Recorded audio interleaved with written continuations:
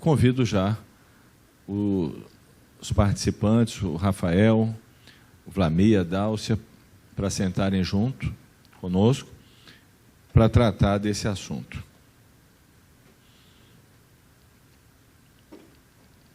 Eu queria começar com... Nós vamos falar hoje, e eu queria trazer o assunto para vocês, um assunto muito importante. Por que nós não consideramos o Novo Testamento sagrado? E por que nós estamos trazendo esse tema? Algumas pessoas poderiam dizer, não, mas isso pode confundir a cabeça das pessoas. Na verdade, o que confunde a cabeça das pessoas são as contradições, e isso confunde a cabeça das pessoas. Na verdade, não é bem um personagem, é mais uma criação de um mito baseado numa série de conceitos. Muito bem, depois eu vou continuar embasando o motivo desse programa, mas eu queria já aproveitar, começando com o Rafael, que vai trazer já algumas contradições relacionadas a esse livro, o Novo Testamento, para que vocês possam analisar, refletir e tirar suas próprias conclusões. Então, Rafael, bem-vindo. Muito obrigado, Rav. Shalom a todos, amigos da mesa, shalom a todos que estão nos assistindo em casa. Para analisar esse tema da ressurreição, o que eu fiz? Eu confrontei os 4 evangelhos, coloquei em colunas e usei como base o que é conhecido como o Evangelho de Marcos. Porque, segundo os cientistas, segundo os teólogos, estudiosos, é o evangelho mais antigo de todos. Não por acaso, ele tende a ser mais conciso. E aqueles que não sabem, o livro de Marcos termina no capítulo 16, no versículo 8. Versículo 8º é o último versículo desse livro. Mas aqueles que possuem um exemplar do Novo Testamento em suas casas verão que termina no versículo 20. Ou seja, nós temos aí praticamente do 9 ao 20 enxertos, acréscimos. Então, eu utilizei como base a história que é contada. Nós vamos ver que essa história é uma invenção, cheia de contradições, mas que vai somente até o versículo 8 de Marcos. Analisando esses 4 evangelhos, eu gostaria de suscitar algumas perguntas para evidenciar as contradições. A primeira pergunta é: quantas pessoas foram ao sepulcro? Segundo o Evangelho de Marcos, 3 pessoas. Mateus, 2. Lucas, no mínimo 5. João, 1. Então, nenhum dos evangelhos concordam quanto ao número de pessoas. E quem eram essas pessoas? Em Marcos, Maria Madalena, Maria, mãe de Tiago, e Salomé. Em Mateus, Maria Madalena e a outra Maria. Em Lucas, Maria Madalena, Maria, mãe de Tiago, Joana e as outras mulheres que acompanhavam-no. Em João, apenas Maria Madalena. Em relação à pedra do sepulcro, no Evangelho de Marcos, já estava removida. No Evangelho de Mateus, as 2 Marias presenciaram um grande terremoto ocasionado por um temível anjo que removeu a pedra e se sentou sobre ela. Em Lucas, a pedra já estava removida e em João também já estava removida. O que aconteceu em seguida? Em Marcos, surgiu um jovem vestindo branco. Em Mateus, um anjo com aspecto de relâmpago que deixou os guardas assombrados como mortos. Em Lucas, elas viram um sepulcro vazio. Em João, não aconteceu nada, pois Maria Madalena, ao ver que o sepulcro estava aberto, correu para chamar Simão Pedro e o discípulo a quem o Messias romano amava. E o que veio após isso? No livro de Marcos, esse jovem único vestindo branco disse às mulheres: não se assustem, o Messias romano ressuscitou. Vão aos discípulos e a Pedro e diga que verão novamente na Galiléia. Em Mateus, esse anjo temível disse: não tenha medo, pois o Messias romano já ressuscitou como havia dito. Venham ver onde ele jazia. Avisem aos discípulos que o verão na Galiléia. Já em Lucas, são 2 homens com vestes resplandecentes que surgem e dizem: ele ressuscitou. Lembrem como ele falou a vocês estando ainda na Galiléia. Lucas não diz que ele vai aparecer na Galiléia. Lucas diz que ele disse que iria ressuscitar, ensinou isso às pessoas quando ele estava na Galiléia. E em João, Maria Madalena, que foi chamar os discípulos, disse: levaram do sepulcro, não sabemos onde o puseram. Ambos correm. Um discípulo chega primeiro que Pedro, olha para baixo, vê os lençóis, mas não entra no sepulcro. Então Pedro chega e entra e vê os lençóis. O desfecho dessa história, no livro de Marcos, como acaba no versículo 8º, esse é o desfecho. Acaba com o anjo falando para elas anunciarem e ele ia ressuscitar na Galiléia. Em Mateus, elas saíram para contar aos discípulos, mas o Messias romano apareceu e elas o adoraram. Em Lucas, elas voltaram do sepulcro e avisaram os 11 discípulos. Em João, Pedro voltou para casa sem saber o que tinha acontecido. Maria Madalena continuou no local chorando. De repente aparecem 2 anjos vestidos de branco, perguntam por que ela chora. Ela diz que tiraram o corpo do Messias romano. De repente tem um homem para trás, fala com ela, ela não reconhece, até que o homem chama ela pelo nome Maria e ela reconhece que se trata do Messias romano. Para finalizar essa questão da ressurreição, Paulo, em 1 Coríntios, capítulo 15, do versículo 12 ao 19, está explicando que a base da salvação para o cristianismo é a ressurreição do Messias romano. E que se essa ressurreição não aconteceu, então a fé é vã e o que eles estão dizendo não é verdade. Aí o mesmo Paulo, em 2 Timóteo, capítulo 2, versículos 17 e 18, diz, repreendendo 2 homens, que são Himeneu e Fileto, os quais se desviaram da verdade, dizendo que a ressurreição era já feita, e perverteram a fé de alguns. Então, de uma forma muito clara, o que nós percebemos aqui é uma quantidade enorme de contradições, deixam claro que esse episódio da ressurreição não aconteceu. Rafael, aproveitando, existem algumas citações do Tanar que são citadas no Novo Testamento, mas que não existem. Eu queria que você já, aproveitando que você está falando, eu trouxesse alguns textos que é importante para as pessoas saberem. Perfeitamente. Aqueles que quiserem anotar, Mateus, capítulo 2, versículo 23, diz que para que se cumpra a profecia, ele será chamado de Nazareno. Só que simplesmente essa profecia não existe em lugar nenhum da Tanar. Em João, capítulo 7, versículo 38, dizem que irão cumprir a profecia de que brotarão rios de água viva no interior das pessoas. Outra profecia que não existe em lugar nenhum da Tanar. Em Hebreus, capítulo 1, versículo 5, é dito como se o Eterno estivesse falando. Porque a qual dos anjos jamais disse, eu lhe serei por pai e ele me será por filho?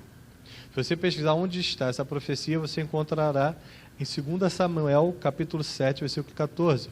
Realmente, o Eterno nunca disse isso a um anjo, respondendo à pergunta do escritor.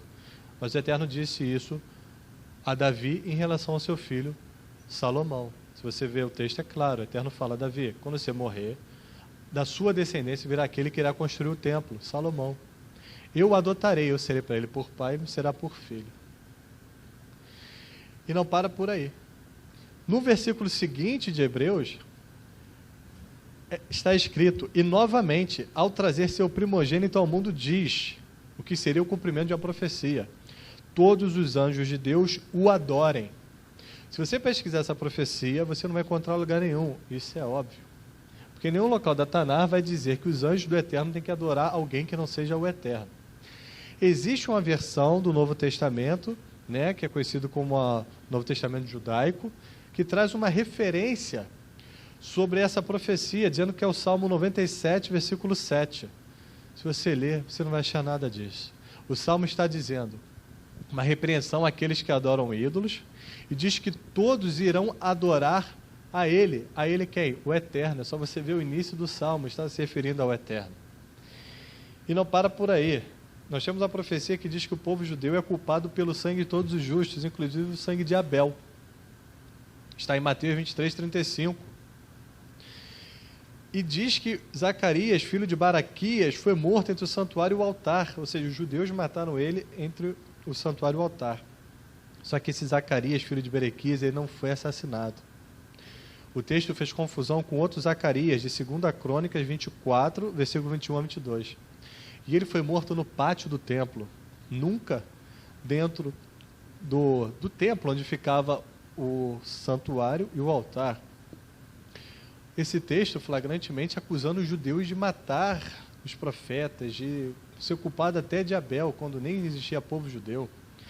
1 Tessalonicenses 2,15 diz: os quais também mataram o Senhor, o Messias romano, e os seus próprios profetas, e nos têm perseguido, e não agradam a Deus, e são contrários a todos os homens. Ou seja, que o povo judeu é o grande vilão. Não agrada a Deus, é contrário a todos os homens, mata os profetas, mata o Messias, faz tudo isso. Só que quando a gente vai ler na Tanar um relato de alguém perseguindo o povo judeu, os profetas do povo judeu, quem nós achamos? 1 Reis, capítulo 18, versículo 13. Uma mulher chamada Jezabel, que nunca foi judia, era uma gentia, ela que perseguia os profetas. E Ovadiá, conhecido como Ovadia, e Eliau, conhecido como Elias, é que protegeram esses profetas. Então, isso é só uma prévia de profecias e textos encontrados no Novo Testamento que não existem em lugar nenhum da Tanar. Gente, o material que nós temos aqui é vasto e precisaria de vários programas. Então, esse é o primeiro. Eu não vou fazer assim uma série para ter outros temas, mas de vez em quando eu vou trazer de novo a equipe para nós continuarmos, porque é muito material. Antes de passar próximo convidado, eu queria falar de algumas coisas rápidas. Se alguém falar para você, eu tenho os originais do Novo Testamento, não é verdade. Não é verdade, não acredite. Não existe originais, não existe autógrafos, não existe nenhum livro escrito por João, Mateus, Marcos. Na verdade, o que foi encontrado foram cópias. A mais antiga é do 2º século, chama P52, que são 5 versículos do que foi chamado o livro de João. Os manuscritos dos copistas eram anônimos. Depois foi colocado o nome neles. O códex, ou seja, o livro, combinação de vários manuscritos. O primeiro códex encontrado foi o Sinaíticos e também Vaticanos, foi um pouco depois. Eles foram encontrados e foram datados após o Concílio de Nicéia. Ou seja, já existia o sistema religioso romano.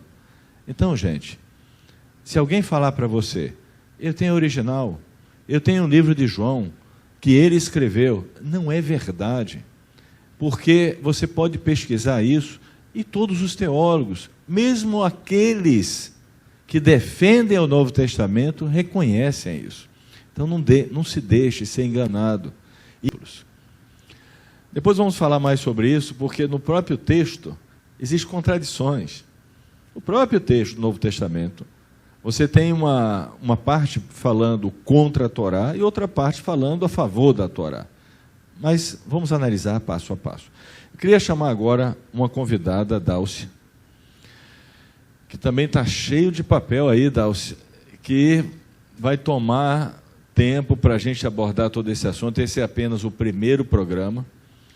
Mas queria que você começasse, Dalcia, trazendo mais alguma contradição, algum texto, para ajudar as pessoas. Seja bem-vinda. Obrigada, Arav, pela oportunidade. E shalom a todos que estão nos assistindo nessa noite e os que ainda vão assistir depois, através do vídeo. Contradições é uma fartura. A gente vai encontrar muitos no Novo Testamento. E, inclusive, isso é uma matéria dentro dos cursos teológicos. Chama-se harmonização dos evangelhos. Não é por acaso, por causa das contradições. Então, eu queria tratar de uma coisa que eu acho que é importante, a gente está trazendo a Torá junto com isso. As contradições do Novo Testamento, elas são fartas, mas também existem muitas referências que são usadas em referência à Torá e que não são verdadeiras, são contraditórias. E uma verdade última não pode anular a primeira, ela tem que corroborar com ela. Então, existe um texto que está muito ligado ao povo judeu, que é um texto muito conhecido, que é o texto onde o Messias romano encontra fome junto com os seus discípulos e vai procurar comida, uma fruta numa figueira e não encontra. E ali ele amaldiçoa aquela figueira. Então, o texto, existe discordância entre os próprios evangelhos. E depois eu vou falar um pouco sobre o que a Torá fala sobre isso.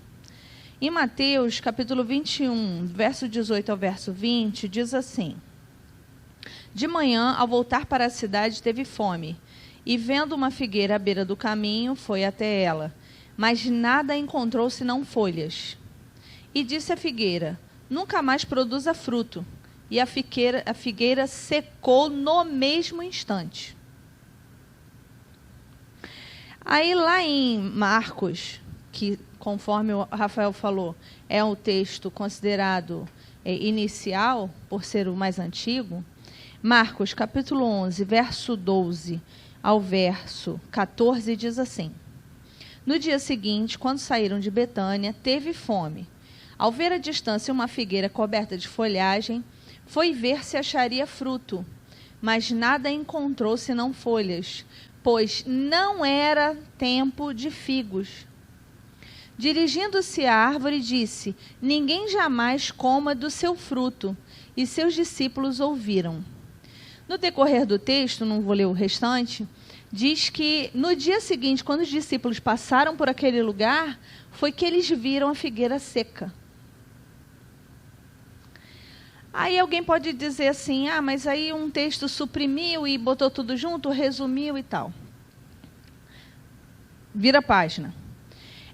Essa informação, né, tem muito a ver com o povo de Israel, porque a figueira é um dos símbolos do povo de Israel.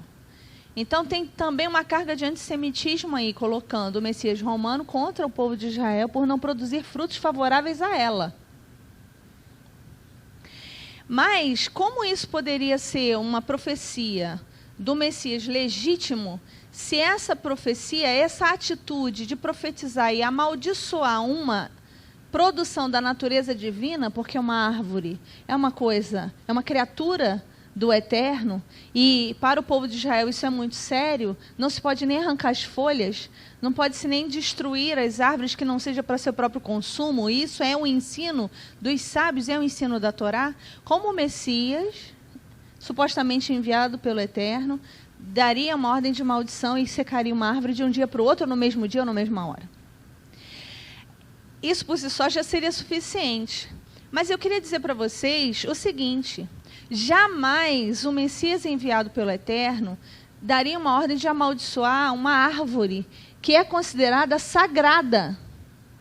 Porque existe uma mitzvah que está em Deuteronômio, capítulo 20, verso 19, que também está repetida no capítulo 8, do verso 6 ao verso 9, que diz que o figo é uma das frutas sagradas, especiais, porque ela é produzida na terra de Eretz.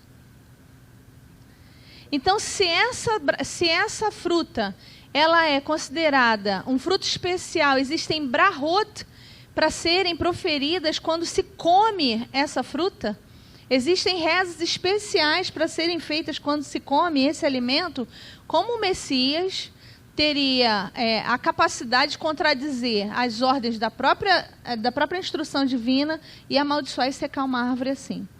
Então, é uma contradição não só no próprio texto, mas também no sentido do cumprimento da própria palavra e na instrução dada pelo Eterno.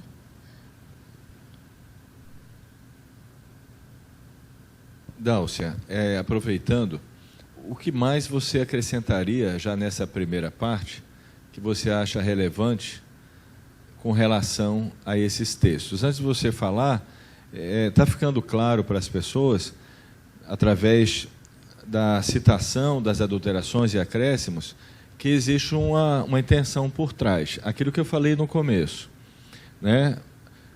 Ver o povo judeu de uma maneira muito negativa, anular a Torá, não é isso? Posicionar o Messias como um Deus. Então a gente observa que por trás disso existe uma mensagem. Não é amaldiçoar uma figueira simplesmente, mas indiretamente um povo que não está dando fruto, como a figueira. Então existe uma má intenção do copista, da pessoa que fez isso, de passar essa mensagem. O que a Dálcia trouxe é um fato, porque nem numa guerra é permitido você sair cortando as árvores. Então existe uma mitzvah que protege a natureza. Então, como o Messias estaria amaldiçoando árvores? Isso não faz o menor sentido.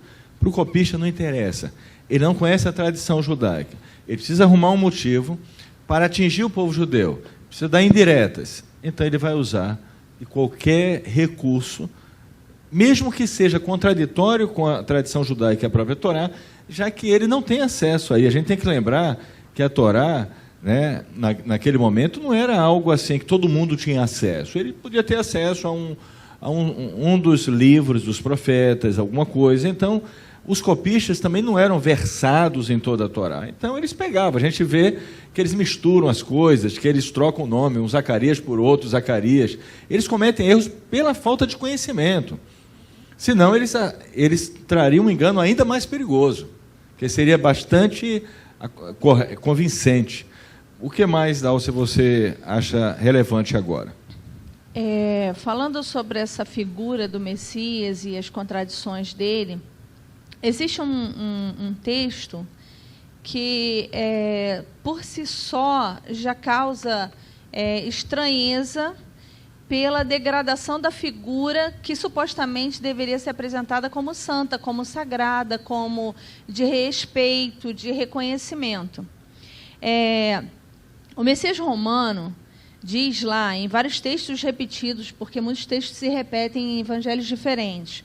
Por exemplo, em João diz no capítulo 16, 15, no capítulo 17, 10, e em Mateus 11, 27, o próprio Messias romano vai dizer que todas as coisas do Pai são dele, que ele tem na sua posse direito, autoridade sobre todas as coisas que são do Pai. Isso coloca ele num status de igualdade ao Pai. Essa é uma das intenções. Ok. Mas ele também disse que o ladrão, ele vem para roubar, matar e destruir. Isso está escrito em João, capítulo 10, 10. Então, do mesmo jeito que ele diz que todas as coisas do Pai são dele, e isso coloca ele numa postura de igualdade com o Pai, ele também diz que o ladrão, isso numa referência ao opositor, vem para roubar, matar e destruir. Ok, mas mesmo assim, ele é apresentado como vindo novamente à Terra para cumprir o seu retorno, não como um legítimo proprietário de tudo, não como um legítimo Deus, mas ele vem como um ladrão roubador. Sem ninguém ver, às escuras, durante a noite, ele vai tirar um e vai deixar outro, e ele vem como uma figura de um ladrão.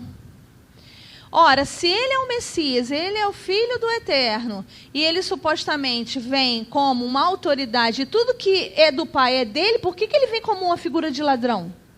Por que se associar à figura de um ladrão? E aí eu me lembro o seguinte: mas essa figura é uma figura ligada com Roma, isso não tem nada com a imagem que o judaísmo tem de um ladrão. Isso não é uma questão de julgamento da visão judaica para o ladrão. Por quê? Entre as leis noéticas, que são leis universais, está o mandamento de não roubar. Então, a figura de um ladrão é a figura que é repugnante, inaceitável em qualquer lugar do mundo. Em qualquer cultura, isso independe de cultura. Então, a figura do ladrão jamais seria uma figura para ser associada com uma autoridade tão sagrada, supostamente. E outra coisa, como é que uma divindade vai se apresentar como um ladrão? E se ele é um benfeitor? Se ele é um doador? Ele vem para tirar o que já existe? Não, ele tem que vir para doar, não para retirar o que já tem. E como se não bastasse tudo isso, existe um outro texto no Novo Testamento que diz que não se pode ter a aparência do mal. E ele se associa justamente com uma figura má. Então, assim, uma continuidade de contradições, não só nos textos, nos contextos e nos significados, né? Esse é só um exemplo, gente. Nós vamos ver vários outros exemplos no próprio texto de contradições. Porque no próprio texto se diz uma coisa num livro e no outro livro se diz outra coisa. Existe um texto que fala que a vida eterna consiste em conhecer o eterno, como o único Deus verdadeiro. Que essa é a vida eterna. No outro livro diz não, que a vida eterna é crer no Messias. Então, que a vida eterna se resume em crer no Messias. Então, a gente observa que essas contradições, um copista diz uma coisa, outro copista diz outra coisa. O Novo Testamento vai colocar o Messias como Deus. A conversão passa a ser a Ele. O Novo Testamento afasta a pessoa da Torá. O Novo Testamento enxerga o povo judeu de forma completamente negativa e nem pensar na possibilidade de trazer as almas de volta para a corrente de gerações do povo judeu. Não, o Novo Testamento propõe uma outra saída, entre aspas, a igreja, que vai substituir Israel. Gente, se você adota o Novo Testamento como livro sagrado, você vai estar praticando uma fé. Não há dúvida, você tem todo o direito de praticar essa fé. Mas ela é contraditória. E é contraditória de forma completa com a Torá de Kadosh Baruch Hu. Muito bem, agora eu tenho aqui o Vlamir, e eu queria trazer aqui, Vlamir, uma das questões, porque existe um esforço no Novo Testamento, pela parte dos copistas, das pessoas que manipularam, de afastar as pessoas da Torá, dizendo que a Torá acabou. Existe um texto que fala que a Torá ela foi até João, ou seja, depois de João, o João Batista, conhecido como João Batista, acabou a Torá. Então, eu queria que você explicasse, Vlamir, bem-vindo ao programa. Obrigado, Rav. Shalom a todos mais uma vez. Esse talvez seja um dos temas mais conflitantes que o Novo Testamento traz, porque fica claro que cada texto parece estar falando de uma pessoa diferente. A impressão que dá é essa. O texto a que o Rav se referiu é o texto do Evangelho de Lucas, capítulo 16, verso 16, onde diz o seguinte: a lei e os profetas vigoraram até João. Ponto. E aí, desde então, ou seja, a partir de João, vem sendo anunciado o Evangelho do Reino de Deus. Ou seja, está deixando bem claro que houve uma substituição. Houve um prazo de validade da lei e dos profetas, todo o Tanar termina, se encerra em João. Só que tem um problema nisso. No versículo 17, que é a sequência do próprio texto, está escrito: e é mais fácil passar o céu e a terra do que cair um tio sequer da lei. Ué, mas a lei não vigorou até João? E aí eu já ouvi algumas pessoas dizer assim: não, Vlamir, você não entendeu. Ele está dizendo que a lei não foi anulada, a lei foi cumprida. Ela vigorou até João, foi cumprida e tá, tudo bem. Vamos então entender que seja assim. A lei foi até João Batista e ali ela termina. E então agora o Messias romano estaria explicando que nada da lei caiu, se cumpriu em João. Ponto, acabou, tudo bem. Só que no versículo 18, sequência do mesmo texto, ele continua dizendo: quem repudiar sua mulher e casar com outra comete adultério. E aquele que casa com a mulher repudiada pelo marido também comete adultério. Ué, mas a lei não durou até João? Porque o versículo 18 está citando a Torá. E se foi anulada, agora ele está citando aqui no tempo presente. Ele está dizendo, olha, quem repudiar. Isso não está no passado. Ele não disse quem repudiou, ele disse quem repudiar. E como se não bastasse, no capítulo 5, versículo 17 de Mateus, esse é mais incisivo ainda, de Mateus 5,17 diz: não penseis que vim revogar a lei ou os profetas. Ué, lá em cima está escrito, a lei e os profetas vigoraram até João. Aí ele diz, não pensei que vim revogar a lei e os profetas. Não vim revogar, vim para cumprir. Porque em verdade vos digo, até que o céu e a terra passem, nenhum i, não existe i no hebraico, deve ser um traço que ele quis dizer, nenhum tio, nenhum traço, jamais passará da Torá, da lei, até que tudo se cumpra. Tá bom, vamos lá. Não, Vlamir, você não entendeu de novo. Ele disse que veio para cumprir. Mas, gente, ele está escrito aqui que não vim revogar, porque, na verdade, vos digo que até que o céu e a terra passem. O céu e a terra já passaram? Então, nós temos um conflito aqui nessas declarações. Aí ele continua dizendo assim, olha, aquele, pois, que violar, versículo 19, um destes mandamentos, posto que dos menores, ou seja, mesmo que seja um mandamento tido como pequenininho, e assim ensinar aos homens, será considerado mínimo no reino dos céus. Aquele, porém, que os observar e ensinar, esse será considerado grande no reino dos céus. Aqui nós temos um problema mais grave ainda, porque vamos lá, se o Messias romano diz que a lei e os profetas foram anulados e substituídos pelo Evangelho, essa declaração que está aqui embaixo pesa contra ele, porque se alguém quebrar o menor dos mandamentos e ensinar, será chamado de menor no reino dos céus. Ué, mas o Messias romano revogou toda a lei, então nem menor, ele é praticamente inexistente no reino dos céus. Então, ou seja, é um conflito, parecem duas pessoas completamente diferentes. Quando a gente vai para o texto de Tiago, capítulo 1, verso 17, nós lemos o seguinte: toda boa dádiva e todo o dom perfeito vem do alto, a saber, do Pai das luzes, está se referindo ao Eterno, em quem não há mudanças, nem sombra de variação. Ué, se o Eterno não muda, por que a sua lei mudou? E o pior, quando a gente vai para Atos, no capítulo 21, e aí veja bem, para aqueles que dizem, não, mas foi até o momento em que o Messias romano morreu, aí a partir dali para tudo e começa então a vigorar o Evangelho, tudo bem. Só que no livro de Atos, ele já morreu.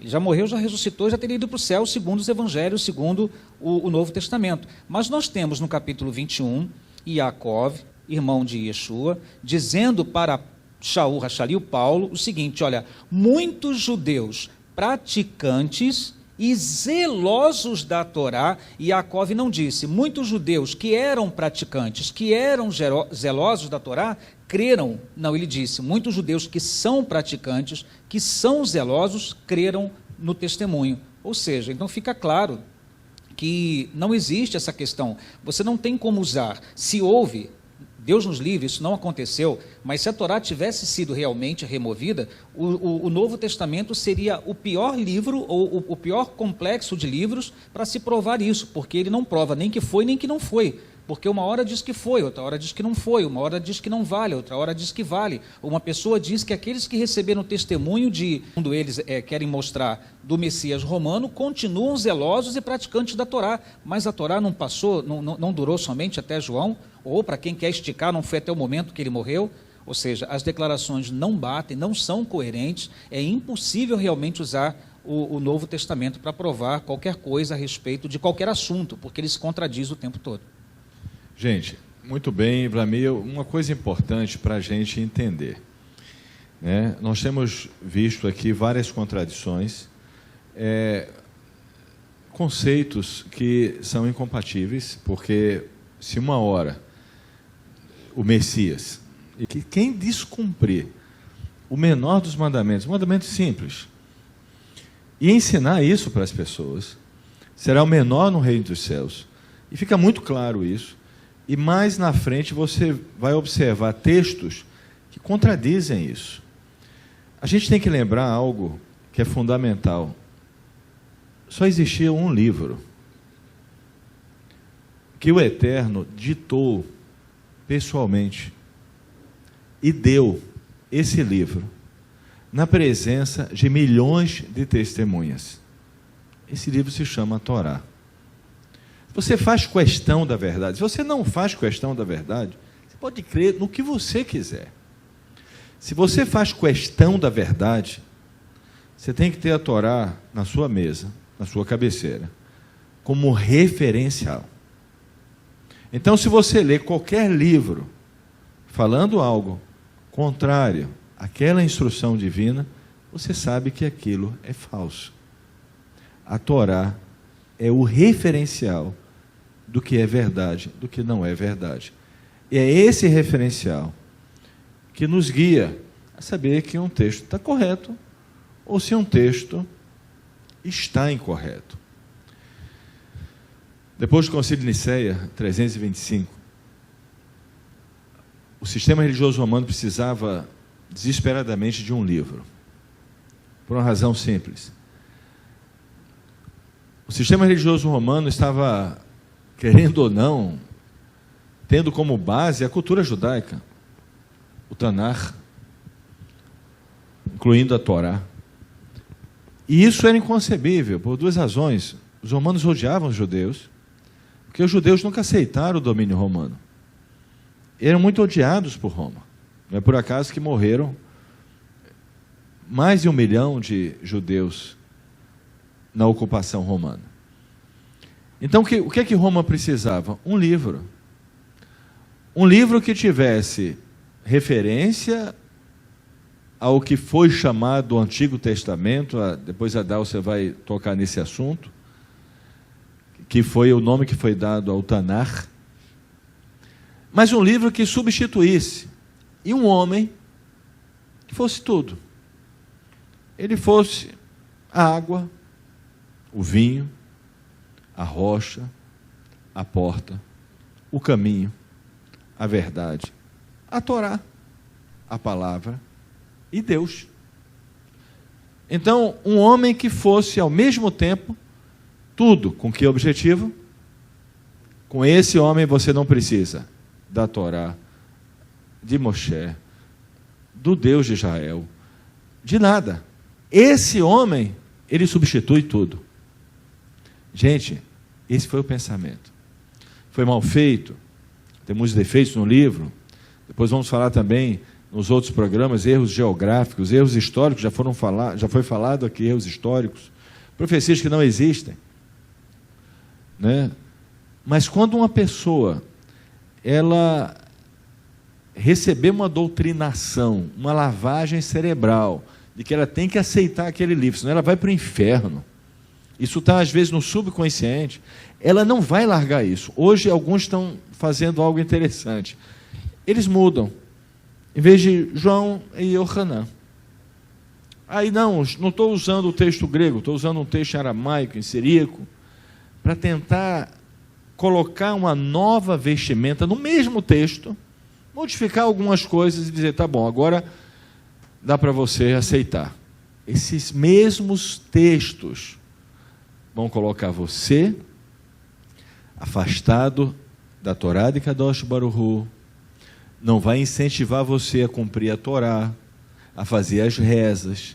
Esses mesmos textos vai deixar você com a visão negativa do povo judeu, dos rabinos, dos sábios do povo judeu. Esses mesmos textos não vão tirar você dessa lavagem cerebral. Então, o que nós estamos fazendo aqui não é prejudicar a fé das pessoas, ao contrário, tirar a confusão delas. Muito bem, voltamos agora para o Rafael. Rafael, o que mais você quer falar de relevante, o que você vai escolher diante de tantas contradições e erros? Shalom Rav, como o tempo é muito pequeno, eu quero continuar nessas profecias que nunca foram cumpridas, que o Novo Testamento diz que foram cumpridas e nunca aconteceu. Em Atos capítulo 4, do versículo 25 ao 28, está dito: que disseste pela boca de Davi teu servo, porque bramaram os gentios e os povos pensaram coisas vãs. Levantaram-se os reis da terra e os príncipes se ajuntaram a uma contra o Senhor e contra o seu ungido. Essa profecia famosa, Salmo de número 2. E aqui o texto do NT continua. Porque verdadeiramente contra o teu santo filho, o Messias romano, que tu ungiste, se ajuntaram, não só Herodes, mas Pôncio Pilatos, com os gentios e os povos de Israel, para fazerem tudo que a tua mão e o teu conselho tinham anteriormente determinado que se havia de fazer. Qual é o grande problema? Se você pegar o Salmo número 2, você percebe que essa profecia se refere a Mashiach ben David, um evento que acontecerá. O texto diz, gentios e povos, reis da terra, príncipes se ajuntaram contra o eterno e seu ungido. Segundo problema, o texto coloca Herodes como fazendo parte dos gentios, junto com Pôncio Pilatos. Só que Herodes era judeu. O pai dele, um edomita, convertido ao judaísmo. Mas ele, um judeu. Terceiro erro. Eu não acabei de ler em Tessalonicenses que o povo judeu é o culpado pela morte do Messias. Agora esse texto está dizendo que Pôncio Pilatos é o culpado pela morte do Messias. Sim, Pôncio Pilatos é o culpado pela morte do Messias. E o texto continua, com os gentios. Gente, como com os gentios? Foi algum representante do Império Chinês participar do julgamento para que fosse morto? As outras nações se reuniram para que ele morresse? E por fim, eles acrescentam os povos de Israel. Mas os povos de Israel é o povo judeu. E o Salmo é claro, são os gentios e as nações que se reúnem contra o povo judeu, que é representado pelo ungido, que é o rei de Israel, que serve ao Eterno, trazendo uma explicação extremamente trágica. Continuando, outra profecia que se aplica a Mashiach ben David, Lucas, capítulo 1, do versículo 67 a 75. Só para resumir, o tempo é muito pequeno. Zacarias, o pai, se não me engano, de João Batista, ficou cheio do Espírito Santo, profetizou dizendo, bendito o Senhor, Deus de Israel, porque visitou e remiu o seu povo e nos levantou uma salvação poderosa na casa de Davi, seu servo, como falou pela boca dos seus santos profetas desde o princípio do mundo, para nos livrar dos nossos inimigos e da mão de todos que nos odeiam, para manifestar misericórdia a nossos pais e lembrar-se da sua santa aliança e do juramento que jurou a Abraão, nosso pai, de conceder-nos que, libertados da mão de nossos inimigos, o serviríamos sem temor, em santidade e justiça perante Ele, todos os dias da nossa vida. Isso nunca aconteceu, nem 2000 anos atrás, nem hoje. Isso só vai acontecer com Mashiach ben David. Ocorre a destruição do Beit HaMikdash, ocorre depois o imperador Adriano vai expulsar todo o povo judeu, vai mudar o nome de Jerusalém para Hélia Capitolina. 1,5 milhão de judeus são assassinados. Vem a grande diáspora que acabou em 1948, mas alguns sábios dizem que ainda permanece, os judeus ainda estão espalhados. Vem cruzadas, Inquisição, Holocausto, uma série de sofrimentos ao povo judeu que salva. Outra profecia citada de forma adulterada e nunca aconteceu. Carta aos Hebreus, capítulo 10, versículo 5, diz, por isso, entrando no mundo, diz, sacrifício e oferta não quiseste, mas corpo me preparaste. Onde está escrito esse texto? Quando nós pesquisamos, encontramos o Salmo 40, versículo 7. Sacrifício e oferta não quiseste, os meus ouvidos abriste, holocausto e expiação pelo pecado não reclamaste. Cadê? Mas corpo me preparaste? Em lugar nenhum. Foi adicionado isso aqui para trazer que impressão? Acabaram os sacrifícios da Torá, aquilo que Hashem deu como estatuto perpétuo acabou, o corpo dele vai ser o sacrifício, vai substituir tudo e vai resolver tudo. Falso, não existe. Agora eu quero trazer uma profecia que foi cumprida. Posso trazer? Essa foi cumprida. Em Hebreus capítulo 7, versículo 12 diz, porque mudando-se o sacerdócio, necessariamente se faz também mudança da lei. No versículo 18 diz, porque o precedente mandamento é abrogado por causa da sua fraqueza e inutilidade. Deus não permita. Isso foram eles que disseram. Estou chamando a Torá de inútil.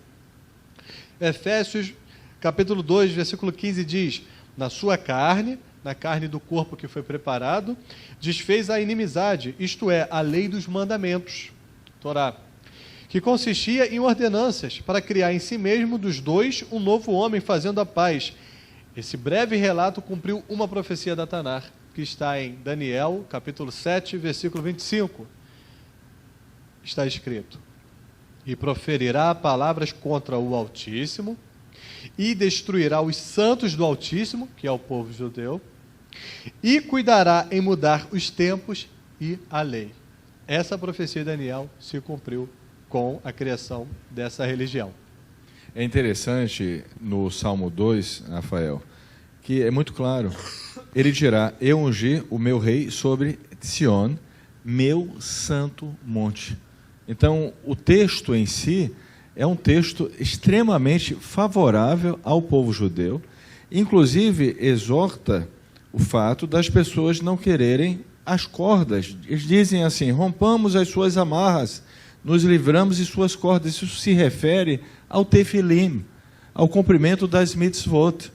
Ou seja, não precisamos mais da Torá. É a fé que nós chamamos de Tohu Vavohu, a espiritualidade Tohu Vavohu. Gente, tudo isso é para mostrar, e mais uma vez eu enfatizo para vocês, a verdade. Se uma pessoa se basear na visão messiânica do Novo Testamento, ela vai ter uma outra fé. Ela vai acreditar que Ele é Deus, ela vai acreditar que a Torá realmente acabou, ela vai acreditar numa nova espiritualidade, que é dita como a lei da graça, que é luz sem mérito, mundo vindouro só por crer numa pessoa. É uma opção, mas essa não é a fé da Torá. Dálcia, o que mais podemos discutir? Vamos ter mais programas, mas ainda temos um pouquinho de tempo. Falando sobre essa questão das profecias, eu não podia sair daqui hoje sem falar sobre isso. Como o senhor falou, né? Existem coisas que, se a pessoa se detiver apenas no conceito de Messias, do padrão, do propósito, do perfil de Messias romano, ele não vai conseguir encaixar as profecias todas. Se ele não mergulhar, não debruçar, não voltar lá atrás no conceito messiânico, judaico, ele jamais vai poder compreender a linha de cumprimento das profecias. Porque é no judaísmo que existe o conceito de Mashiach ben Yosef e Mashiach ben Davi. No cristianismo isso não existe, nem se cita essa circunstância. Ou se a gente não voltar dentro da cultura judaica, dentro do entendimento das profecias, dentro do judaísmo, a gente não vai entender isso, porque no cristianismo não se fala sobre isso. E aí, por causa dessa confusão, surge uma nova aliança. E essa nova aliança vai acontecer, vai ser denominada e vai dar denominação a esse novo livro justamente pela falta de entendimento do que isso significa. Porque se houvesse entendimento de que é um povo só e não dois, não dividia a palavra. Né? Então, o que acontece? Por quê? Porque o texto que vai denominar a nova aliança está lá em Jeremias. E Jeremias está falando para a casa de Israel. Porque ele tá profetizando para a casa de Israel que se prostituiu, que se misturou com as nações, que está perdida, que precisa ser resgatada, precisa novamente se converter ao Eterno, que se afastou de Hashem. Então ele vai falar para o povo e ele precisa dizer para eles que eles precisam fazer uma aliança de novo. Porque eles se perderam. Não é que essa aliança ela é nova de conteúdo, mas é que ela precisa fazer aliança de novo, porque se perdeu. Não é que ela mudou de conteúdo, é que ela precisa de ser novamente reavivada, refeita por aquela geração. Então Jeremias vai usar esse termo nova aliança. E esse termo nova aliança que vai ser usado por Roma depois para denominar o Novo Testamento. Ora, testamento, já falei isso uma vez, vou falar de novo. Testamento é um termo designado pela legislação, isso é um termo jurídico, para um documento que é feito para alguém que vai morrer, para que as suas últimas vontades sejam realizadas. Só que precisa dessa pessoa morrer para que esse testamento tenha validade e possa ser executado. Quem morreu? Para que exista um novo testamento. E para que esse testamento realmente tenha validade. E se existe um velho e um novo, nada disso, a denominação não é por acaso, e quem é legislador Rafael está aqui ao meu lado, advogado, sabe disso, todo advogado conhece essa história. Não existe legislação no mundo que não tenha sofrido a interferência do Códex Romano de Leis. Porque a lei e os códigos de leis nascem em Roma. Então, eles são peritos nisso. Então, o que acontece? Para que haja... Se existem 2, 3, 4, 10, 20 testamentos, se esse documento é para testificar os últimos desejos de uma pessoa, qual é o testamento que vai valer quando ela morrer? É o último que foi feito. Então, quando Roma designa Novo Testamento, ela está querendo dizer que o antigo acabou, o que vale é o novo. Obviamente e diretamente. Só que as pessoas ignoram as nomenclaturas e não vão entender isso. E aí, mas Dálcia, por que você está falando isso? Por que tem isso a ver com casa de Israel e casa de Judá? Ok, vamos lá. A profecia de Jeremias fala de uma nova aliança a ser feita exatamente com a casa de Israel e com a casa de Judá. Daí ser necessário observar que essa profecia somente poderá acontecer quando se cumprir a outra profecia. Essa profecia não se cumpriu ainda, gente.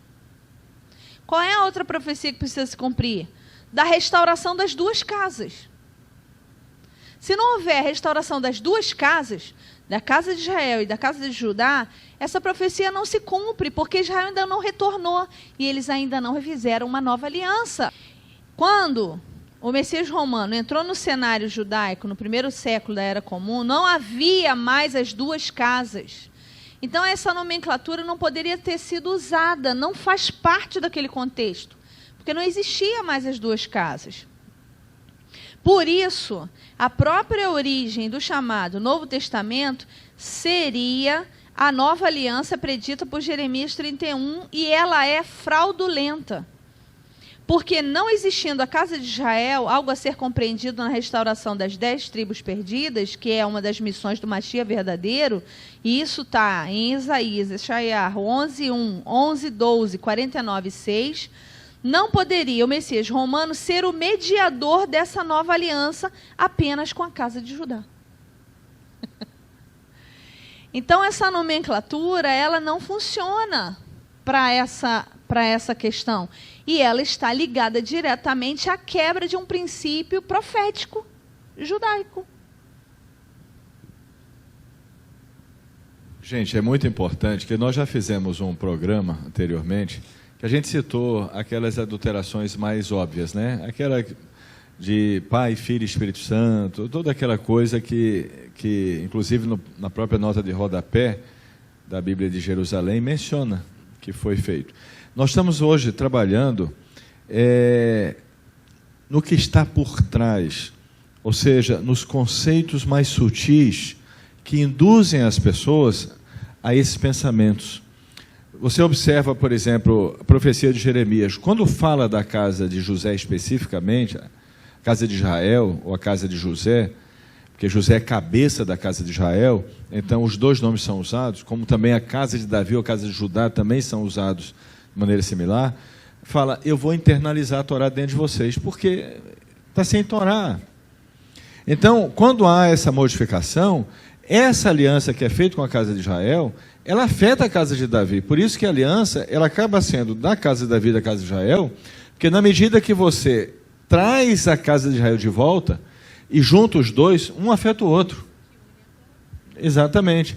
Mas o objetivo dessa nova aliança, porque quando fala, vou fazer uma nova aliança com a casa de Judá, com a casa de Israel, e derramarei, né, o meu espírito, e colocarei a Torá no interior com relação à casa de Israel. Então o objetivo é trazer de volta a casa de Israel.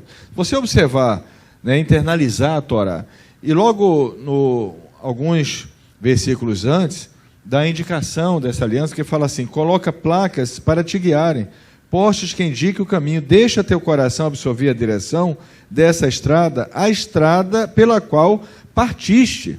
E diz, retorna, ó Virgem de Israel, retorna às tuas cidades.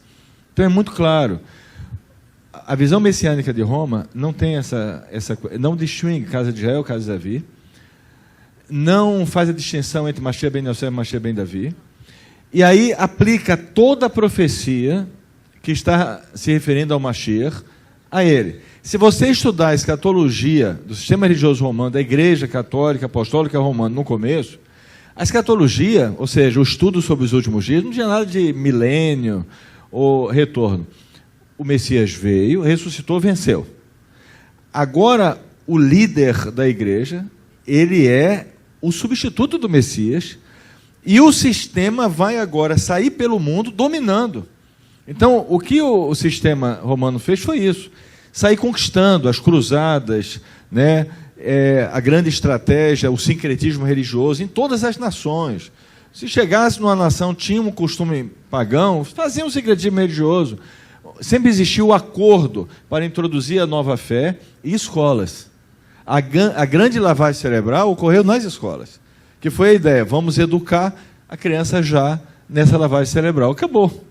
Então, a pessoa nasce dentro desse sistema, é muito difícil ela sair, a menos que haja uma revelação divina. Agora, muito bem, Vlamir, eu queria agora que você tratasse essa questão, né, de uma profecia que, inclusive, é usada, né, para respaldar a visão messiânica romana, que é meio interessante, que fala que alguém surgiria semelhante a Moshe.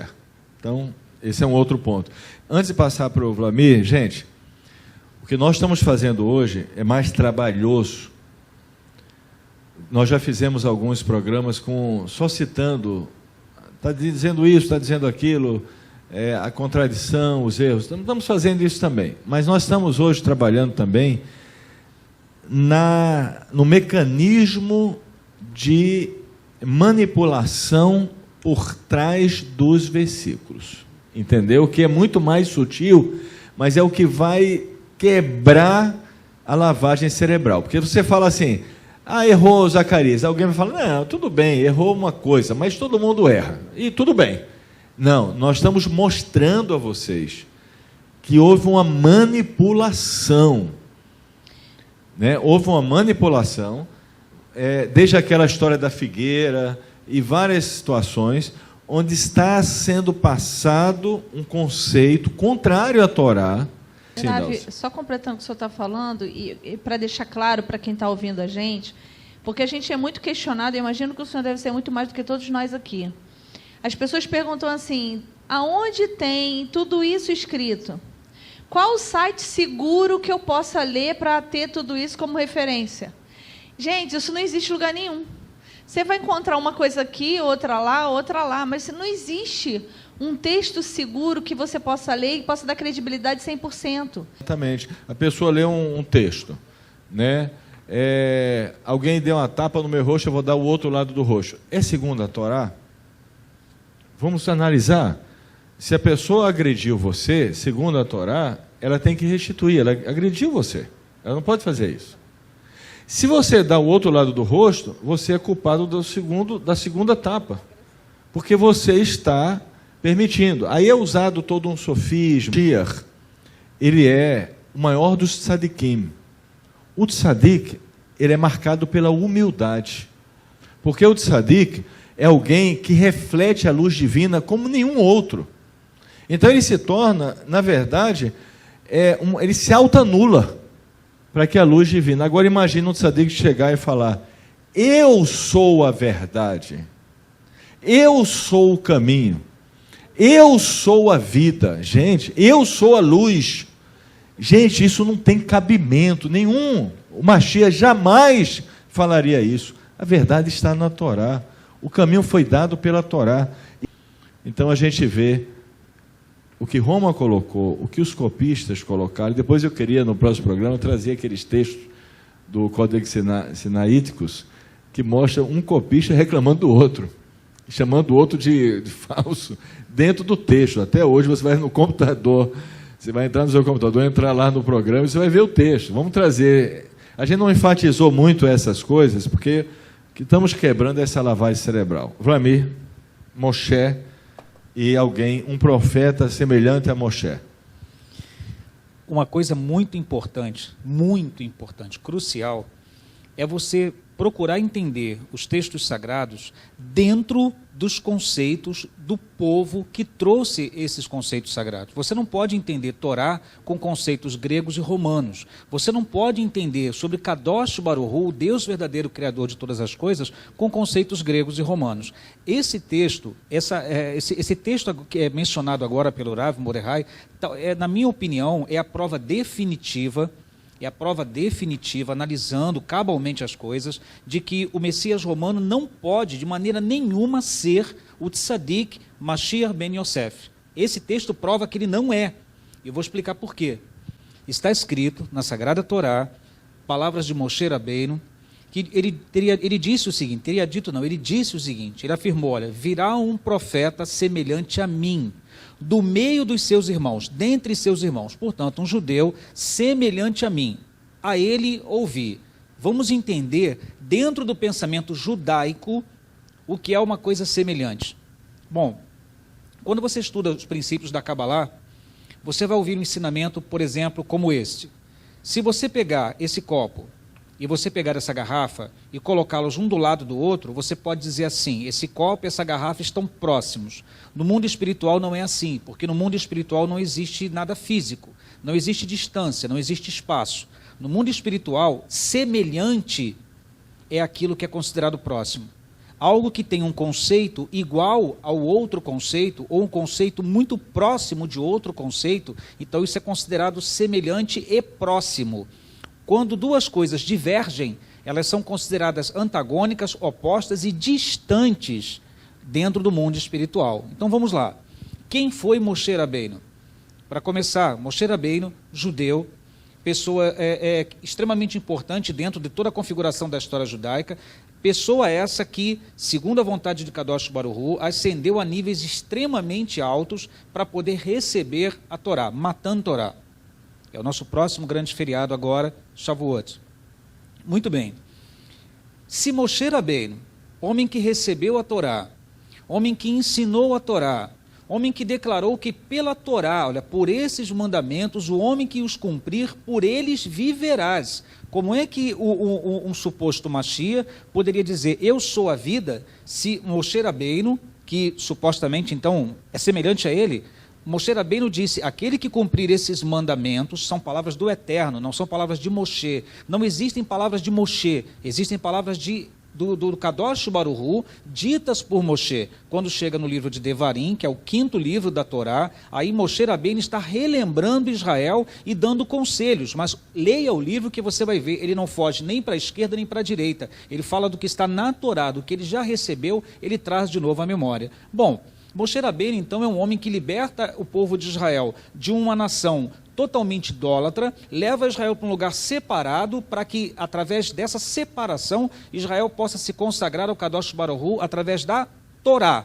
Aí aparece alguém, dito supostamente como o Mashiach, supostamente como o Filho de Deus, supostamente como aquele que vem em nome de Deus para fazer tudo aquilo que é preciso. E esse, então, é totalmente oposto a Moshe, porque Moshe diz, eis a Torá, ele diz, eis o Evangelho.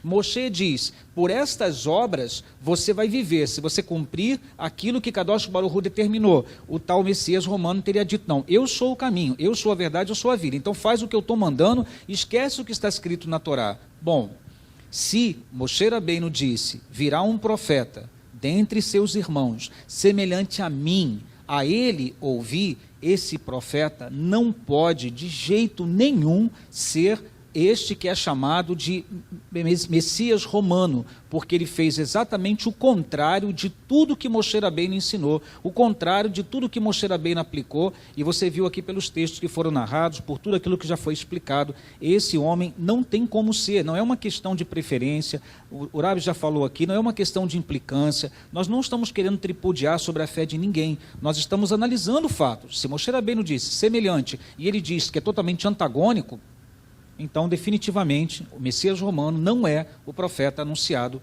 por Moshe Rabbeinu.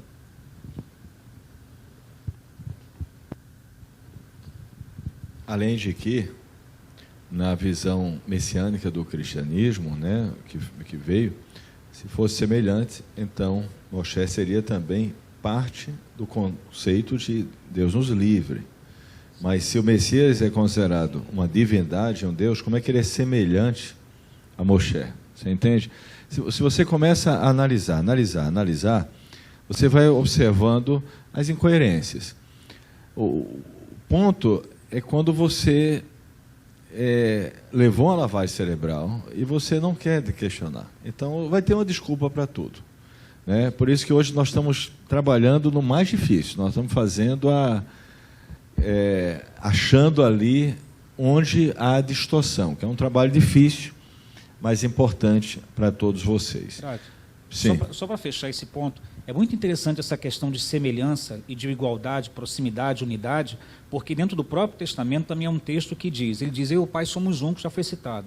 Depois, ele, numa suposta oração de João 17, ele diz, olha, para que sejamos, ele está se referindo a todos os que o seguem, para que sejamos um, para que todos sejam um comigo, assim como eu sou um com o Pai. Então pronto, agora todo mundo que crê nele é Deus também. Rafael, nosso tempo está acabando, você tinha mais alguma coisa, rapidamente, para nós fecharmos? Só para nós entendermos o perigo disso, né? O Arav falou da questão da lavagem cerebral. Como eu falei a vocês, sobre o livro de Marcos, que acabava no versículo 8º, o restante do versículo ele é catastrófico. O versículo 16 diz, quem crê e for batizado será salvo, mas quem não crê será condenado. Não está, isso está. Aí assim, é considerado enxerto mesmo, né? Isso mesmo pelos teólogos, enxerto, não está, isso não está nem naqueles manuscritos dos copistas. O que mais? Exatamente. E um que é perigosíssimo, o versículo 18, que ele diz que as pessoas que creem nele pegarão em serpentes e se beberem alguma coisa mortífera, nenhum dano lhes terão. Existe nos Estados Unidos um grupo que chama Snake Handlers, algo desse sentido, que eles ficam com cobras venenosas na mão e fazendo coisas nesse sentido. E de vez em quando as pessoas são picadas e morrem, óbvio, a cobra é venenosa. Agora, se você perguntar, por que a pessoa continua nisso? Ela vai cerebral. Mas a pessoa que morre, é aquela famosa desculpa, não tem fé. Não tem fé, morreu picado. Exatamente. Aquele morreu porque não tem fé. Porque não tem fé. Ou seja, o conceito permanece. Gente, é um assunto... A Dálcia não pegou nem 10%. E tem muita coisa para ser discutido. Vamos analisar como a gente vai fazer isso, porque eu acho que é importante esse trabalho. Então, além do programa Voz do Shofar, eu vou pensar numa forma da gente gravar uns vídeos e para deixar para as pessoas, né, esse estudo, para que elas possam, então, acessar, não é isso? Exatamente, armazenamos no site depois. Vai desfazer essa lavagem cerebral que é fruto de uma manipulação de pessoas que escreveram sob influência de um poder religioso que queria criar uma nova religião. Foi conhecido como a Casa de Edom. Você fala, mas onde está isso? Casa de Edom, Casa de Israel, Casa de Judá, isso está no Tanar mesmo, isso não é invenção não. A casa de Edom, o termo está no Tanar, Casa de Israel está no Tanar, Casa de Judá está no Tanar, isso está. Então, tudo isso que a gente está falando está nas escrituras no Tanar. Gente, Baruch Hashem, sei que todo mundo entende, o objetivo foi e é o objetivo, não é trazer confusão, é livrar você da confusão. E se você me perguntar, mas o judaísmo tradicional como um todo, não acredita, eu vou dizer a vocês, baseado no Novo Testamento, se um rabino acreditasse, ele seria, desculpe a palavra, irresponsável. Porque se um rabino tradicional aceitasse o Novo Testamento, ele estaria colocando todo o povo judeu em risco. Porque o Novo Testamento induz a largar a Torá. Então, os rabinos estão com toda a razão do mundo de nem querer discutir o assunto. Eu espero e tenho certeza que foi muito proveitoso tudo isso gera uma certa polêmica, mas nós temos que fazer esse trabalho.